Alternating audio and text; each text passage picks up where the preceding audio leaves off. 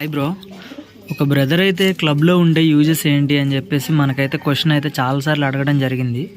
So క్లబ్లో ఉంటే uses అంటే అన్న స్పెషల్గా చెప్పేకి ఏం కాదు, కానీ యూజెస్ అంటే ఏమి ఉండదన్న. ఒకటి ఫ్యాన్సీయర్స్ అంటే రేస్ చేసేటోళ్ళు పెద్ద పెద్ద ఫ్యాన్సీయర్స్ మనకు పరిచయం అవుతారు. వాళ్ళ ద్వారాగా మనం ఎంతో కొంత సబ్జెక్ట్ అయితే నేర్చుకోవచ్చు. వాళ్ళు నేర్పితే అంటే మంచి మంచి ఫ్యాన్సీయర్స్ మీకు పరిచయం అవుతారు. తర్వాత మెయిన్గా క్లబ్లో ఉంటే యూజ్ ఏంటి అంటే మీరు ఎప్పటి నుంచో నాలాగే ఫర్ ఎగ్జాంపుల్ నేను ఎప్పటి నుంచి అంటే ఒక 10 years నుంచి ఈజీగా 10 years నుంచి బర్డ్స్ పెంచుతున్నాను. అందులో ఒక 4 years ఆర్ 5 years నుంచి ఓన్లీ రేసింగ్ హోమ్స్ పెంచుతున్నాను.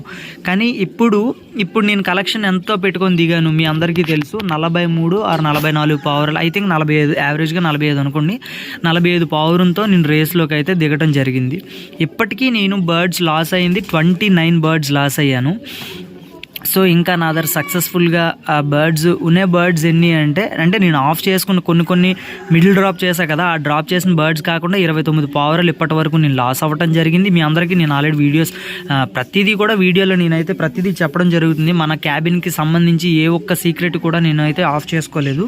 సో ప్రతి ఒక్క అప్డేట్ కూడా మీకు అందరికీ ఇస్తూనే ఉన్నాను. నెక్స్ట్ వచ్చి ఇప్పుడు 29 బర్డ్స్ లాస్ అయినాయి. తర్వాత ఇప్పుడు మొన్న 14 బర్డ్స్ వేస్తే 11 బర్డ్స్ మన 550 రేస్ ఫెడరేషన్ రేస్లో 14 బర్డ్స్ వేస్తే టోటల్గా 11 బర్డ్స్ అయితే రిటర్న్ రావడం జరిగింది. 3 బర్డ్స్ అయితే లాస్ అవ్వడం జరిగింది.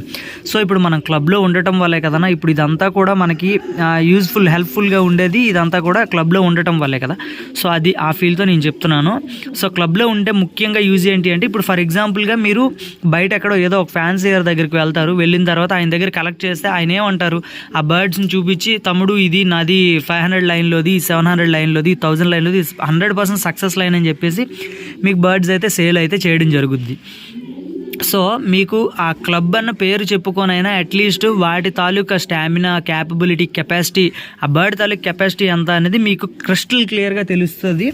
నెక్స్ట్ వచ్చి ఇప్పుడు నేను ఇన్ని బర్డ్స్ లాస్ అయినందుకు నేను హ్యాపీ, అంటే ఇన్ని బర్డ్స్ లాస్ అయినందుకు నేను ఎప్పుడు బాధపడలేదు. కానీ హ్యాపీ విషయం అయితే మాత్రం అట్లీస్ట్ ఈ 11 బర్డ్స్ అయినా నేను సక్సెస్ అయ్యాను. అట్లీస్ట్ ఈ 11 బర్డ్స్తో అయినా హ్యాపీగా, అంటే కొంచెం ఈ బర్డ్ తాలూకు పేరెంట్స్ చాలా మంచివి అని నాకు క్లారిటీ వచ్చింది. కాబట్టి ఆ విషయంలో నేనైతే హ్యాపీగా అయితే ఫీల్ అవుతున్నా. బాధపడేది తక్కువ, హ్యాపీ ఫీల్ అయ్యేది అయితే మాత్రం చాలా అంటే చాలా ఎక్కువ. ఎందుకంటే ఇప్పుడు నా దగ్గర ఉన్న ప్రతి each and every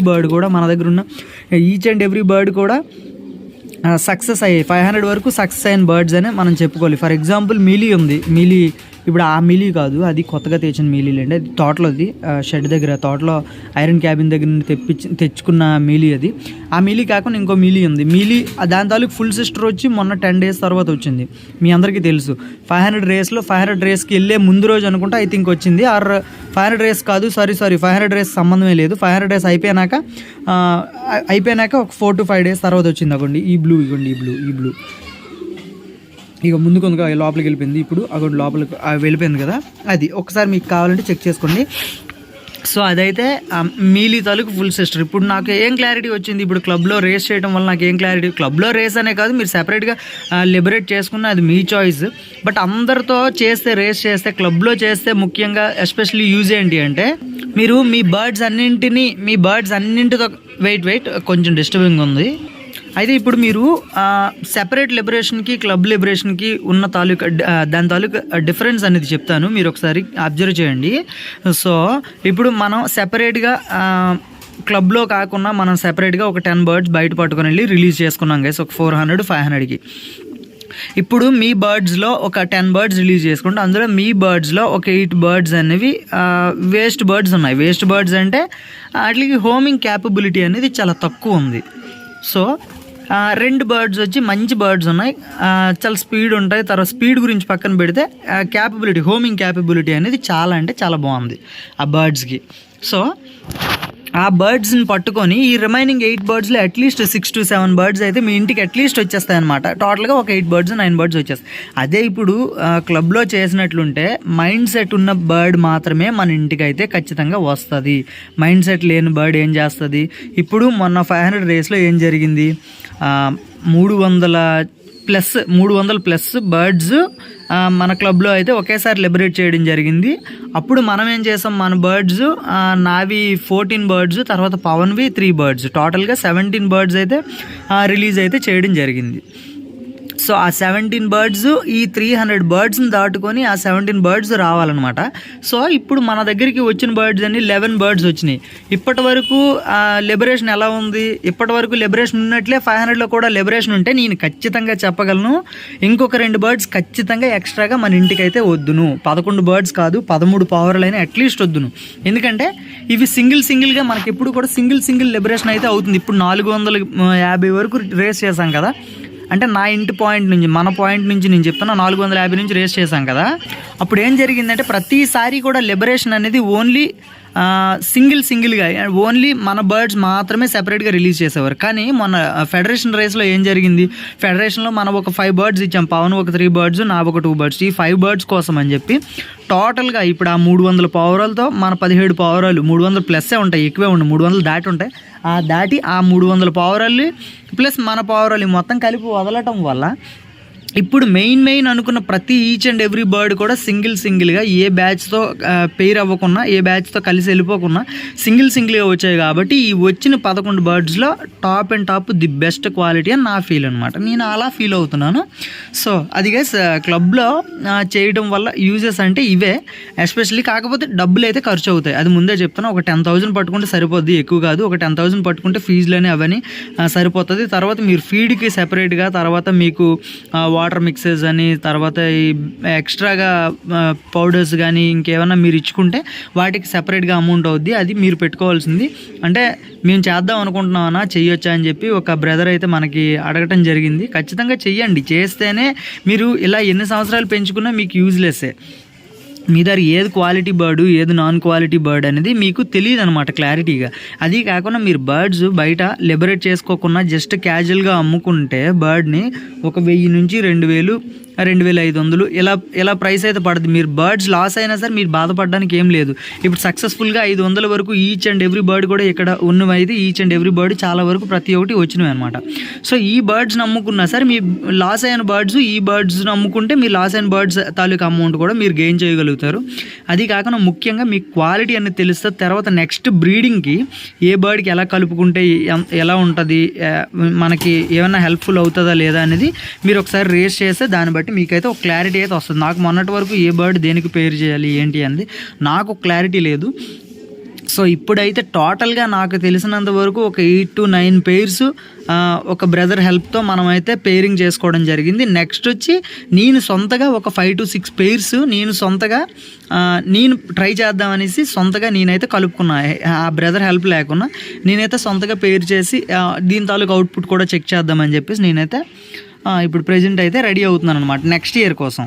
so next year అయితే ఇంకోటి బిఫోర్గా చెప్పేస్తున్నాను మీకు, నెక్స్ట్ ఇయర్ అయితే మాత్రం రేస్ అయితే చాలా అంటే చాలా టఫ్గా ఉంటుంది. ఎందుకంటే వైజాగ్ నుంచి కొందరు ఫ్యాన్సీస్ మన తరపున మన క్లబ్లో అయితే ఆడుతున్నారు, SHPAలో వైజాగ్ నుంచి కొందరు ఫ్యాన్సీస్. తర్వాత వచ్చి నెక్స్ట్ శ్రీకాకుళం నుంచి, తర్వాత ఒక ఫ్యాన్సీయర్. ఇప్పుడు మన క్లబ్లో మొత్తం ముగ్గురిమి అనుకుని మొదటి నుంచి స్టార్ట్ అయ్యాం. తర్వాత 100 kilometers వరకు వచ్చేసరికి ఒక ఫ్రెండ్ అయితే డ్రాప్ అయిపోయాడు కదా. సో తన కూడా బర్డ్స్ కౌంట్ అయితే ఇప్పుడు ప్రెజెంట్ ఆల్రెడీ 30 పిల్లలు పుట్టించాడంట ప్రెజెంట్ నెక్స్ట్ ఇయర్ కోసం అని చెప్పేసి రెడీగా ఉన్నాడు. సో ఇంకా మనమైతే ఇంకా ప్రెజెంట్ బ్రీడింగ్ అయితే స్టార్ట్ చేయలేదు, జస్ట్ 2 babies ఉన్నాయి అంతే, 2 పిల్లలు పుట్టున్నాయి ప్రెజెంట్ రెడీగా నెక్స్ట్ ఇయర్ రేస్ కోసం. సో నేనే ఇంకా అందరి మీద బ్యాక్ స్టెప్ ఉన్నాను. సో పర్లేదు, ప్రాబ్లం ఏం కాదు. నెక్స్ట్ ఇయర్కి ఇంకా 1 year టైం ఉంది కదా, నేనైతే రెడీ చేసుకుంటా, ప్రాబ్లం ఏం కాదు. నెక్స్ట్ ఇయర్ ఇంకా గట్టిగా టఫ్ అయితే ఇద్దాము కుదిరినంత వరకు. ఈ ఇయర్ జస్ట్ నేను పాస్ అవుతున్నానా లేదా ఫెయిల్ అవుతున్నానా, మన బర్డ్స్ కలెక్షన్ ఎంతవరకు ఉంది ఏంటి అని నేను చెకింగ్ కోసం మాత్రమే ఇయర్ నేనైతే రేస్ చేశాను గైస్. అంతకు మించి మన బర్డ్స్ ఏవో కొట్టేయాలి దులిపేయాలి అని అయితే నేను చేయలేదు. నెక్స్ట్ ఇంకో అప్డేట్ ఏంటంటే 700 రేస్కి నేనైతే వైజాగ్ వాళ్ళతో రేస్ చేద్దాం అనుకుంటున్నాను. వాళ్ళకైతే ఇంకా ఎంక్వైరీ అయితే చేయలేదు.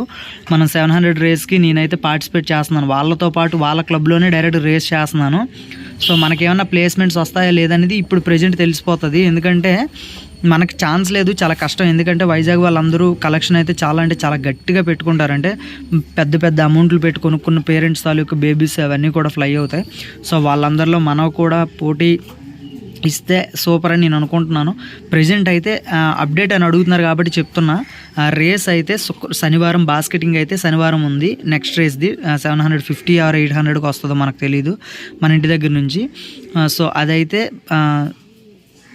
శనివారం అయితే ఉంది ఆ బాస్కెటింగ్ అనేది. నెక్స్ట్ ఇంకోటి ఏంటంటే మన లాస్ట్ టైం 450 మీలీ తాలూకు ఫుల్ సిస్టర్ బ్లూ ఒకటి చూపించా కదా ఇప్పుడు. సో ఆ బ్లూను కూడా డైరెక్ట్ జంప్ వేస్తున్నాను. ఆ బ్లూ బర్డ్ తర్వాత వచ్చి 300 జంప్ అవుతుంది. తర్వాత ఈ బాక్సర్ లోపలికి వెళ్తుంది కదా, ఆ బాక్సర్ ఒకటి గ్రెజిల్ ఒకటి ఛాలెంజెస్ అనమాట. రెండు కూడా ఆ రెండు రావని ఒక బ్రదర్ అంటే ఖచ్చితంగా వస్తాయని నేను అన్నాను. సో ఆ ఛాలెంజ్ ఒకటి ఉంది. అండ్ నెక్స్ట్ మనం విడిచిపెట్టేవి ఏది కాదని లీస్ట్గా ఒక 10 బర్డ్స్ అయినా నేను రిలీజ్ చేద్దామని నేనైతే ప్రజెంట్ రెడీగా ఫిక్స్ అయి ఉన్నాను. సో ఆ 10 పావురాల్లో అట్లీస్ట్ ఒక 7 బర్డ్స్ లేదా 8 బర్డ్స్ వస్తే చాలు గైస్. నెక్స్ట్ ఇంకోటి ఇగోండి, ఈ బ్లూ తిరుగుతుంది కదా, ఈ బ్లూ కొంచెం ఏసీడీసీ. ఎందుకంటే ఈ బ్లూ వస్తుందని నాకైతే నమ్మకం ఉంది. బట్ దీని తాలూకు ఫుల్ బ్రదర్ ఫుల్ సిస్టర్ అయితే మొన్న 500లో మొత్తం 3 బర్డ్స్ లాస్ అన్నా కదా, అందులో దీని తాలూకు ఫుల్ బ్రదర్ ఫుల్ సిస్టర్సే 2 ఉన్నాయి. ఇది పుట్టిన సేమ్ పేరెంట్స్, దీని అమ్మ నాన్నకే అవి కూడా పుట్టాయి అనమాట. సో అవి 2 లాస్ అయినాయి 500లో. ఇది 500 వరకు 500 అయితే సింగిల్గా ప్రజెంట్ బాగానే వచ్చింది. బట్ 700లో సక్సెస్ అవుద్దా లాస్ అవుద్దా అనేది ఇది ఒకటి ఏసీడీసీ ఉంది. తర్వాత ఈ 3 బర్డ్స్ మీద మనకు కొంచెం డౌట్. రిమైనింగ్ బర్డ్స్ అనేవి కూడా నాకైతే మంచి నమ్మకాలు అయితే ఉన్నాయి. తర్వాత చెప్పా కదా 300 జంప్ వేస్తున్నా డైరెక్ట్గా మీలీ వాళ్ళ ఫుల్ సిస్టర్ అని. అదొక బర్డ్, ఎందుకంటే 300 ప్లస్ అయిపోతుంది కదా. సో అది రావాలని కోరుకుందాం. మొత్తం 4 బర్డ్స్, రిమైనింగ్ ఒక 6 బర్డ్స్ ఖచ్చితంగా రావాలని అనుకుంటున్నాను. ఇగోండి ప్రజెంట్ ఈ బర్డ్ అయితే సెకండ్ వచ్చింది మొన్న ఫెడరేషన్లో. తర్వాత ఇగోండి ఇది వెళ్తుంది కదా, ఇది సెకండ్ వచ్చింది. తర్వాత అదైతే ఫస్ట్ వచ్చింది. మొన్న 500 రేస్లో ఏదైతే ఫస్ట్ బర్డ్ వచ్చిందో ఆ బర్డ్ని అయితే ఆఫ్ చేస్తున్నాను. తర్వాత సెకండ్ వచ్చిన బర్డ్ని పంపిస్తున్నాను. తర్వాత థర్డ్ వచ్చిన బర్డ్ని పంపిస్తున్నాను. ఈ బర్డ్ కానీ 700లో కానీ వస్తే మాత్రం మీకు ముందుగానే చెప్పేస్తున్నా, ఈ చక్కర్ కానీ 700లో వస్తే మాత్రం 100 అవుట్ ఆఫ్ 100 కాదు 200% ఇదైతే 1000కి అయితే వెళ్తుంది గైస్. మీరైతే ఫిక్స్ అయిపోండి. సో అది గైస్ అప్డేట్. తర్వాత క్యాబిన్ అప్డేట్, తర్వాత క్లబ్ వాళ్ళు యూజెస్ అని చెప్పా కదా అది guys. So love you all. కొత్తగా చూసే వాళ్ళైతే సబ్స్క్రైబ్ చేసుకొని ప్రతి ఒక్కరు చివరాఖరి వరకు చూసిన వాళ్ళకి ప్రతి ఒక్కరికి చాలా చాలా థ్యాంక్ యూ. ప్రతి ఒక్కరు లైక్ అయితే చేసుకోండి వీడియోని. Love you all. Tata, by by.